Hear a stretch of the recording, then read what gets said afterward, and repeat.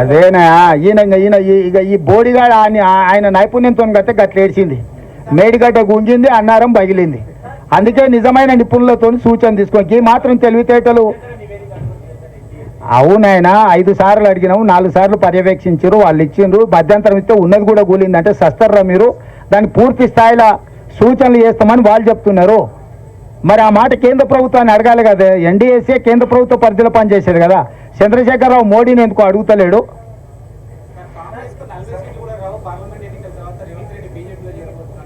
చూడంటుండు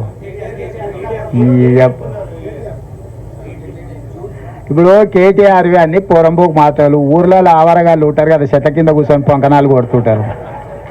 అంతకు మించి ఏమన్నా ఉందా? కళ్ళ కాంపౌండ్ల కాడ ఇట్లనే మాట్లాడుతుంటారు. ఏ మందుకళ్ళు తాగినాక మా కొడంగల్ నారాయణపేట ఏరియాలో కొంచెం మందుకళ్ళు ఎక్కువ. మందుకళ్ళు తాగినాక పోరలు గిట్లనే కేటీఆర్ చూస్తుంటే నాకు సేమ్ మందుకళ్ళు తాగిన లాగానే కనిపిస్తాడు. అంటే ఒక్క నిమిషం, కాంగ్రెస్కు 40 వస్తాయంటే మోడీకి 400 వస్తాయని ఒప్పుకున్నట్టే కదా. వీడు ఎవరిని సపోర్ట్ చేస్తున్నట్టు? ఎవరికి సపోర్ట్ చేస్తుండు వీడు? రాజు నువ్వు చెప్పు. మాకు 40 వస్తాయి, మోడీకి 400 వస్తాయని చెప్తుండు కదా. మరి నేనేం చెప్తున్నావు? మోడీ వీడు ఒక్కటే రా నాయన, వినే ఓటైతే మోడీకి వేసినట్టే అని. పోనీ ఈ మునగానికి రాష్ట్రంలో 1, 2 ఇస్తే ఎవరికి మద్దతు ఇస్తాడు? మేమైతే లోపలికి రానియం. వాళ్ళకు పడకపోతే ఎవరికి ఇస్తాడు? ఆయనకు ఓటేస్తే దండగానే కదా. అంటే వాళ్ళ మాటల వెనకాల ఉన్న మర్మం మీరు ఆలోచన చేయరు. వాళ్ళు ఏంటి కాంగ్రెస్కు 40 రావాలని కోరుకుంటారు. ఎందుకంటే వాళ్ళ బాసు మోడీ గెలవాలని. వాళ్ళు మోడీతో అంటగాకి వాళ్ళు బెయిల్ల కోసము, కేసుల నుంచి రక్షణ కోసం ఢిల్లీకి పోయి కాళ్ళు పట్టుకొని వాళ్ళు కప్పం కడుతున్నారు మోడీకి. మా గురించి ఏంది మాట్లాడేది?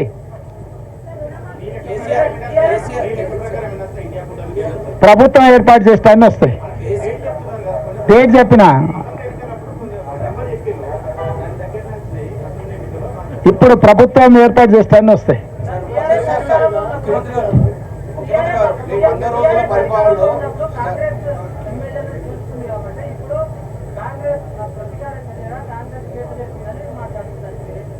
ఇక వాళ్ళే చెప్పాలి, వాళ్ళే చెప్పారు కదా. ఇక మళ్ళీ నేను కొత్తగా చెప్పేదేమో ఏం చెప్పాలి?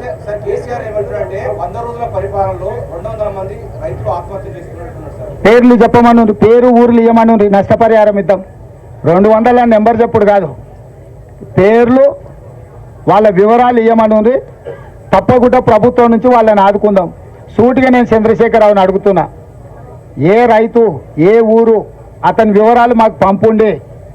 నిజంగానే రైతులు చచ్చిపోయి ఉంటే రైతుల పట్ల సానుభూతి ఉన్న రైతు ప్రభుత్వం మాది, ఆ రైతు కుటుంబాలను ఆదుకునే బాధ్యత మాది.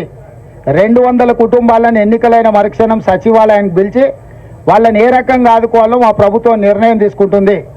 చంద్రశేఖరరావు గారికి 48 గంటలు సమయం ఇస్తున్న చనిపోయిన రైతుల 200 మంది రైతుల వివరాలు ప్రభుత్వానికి నివేదిక రూపంలో ఇవ్వాల్సిందిగా నేను వారిని కోరుతున్నా.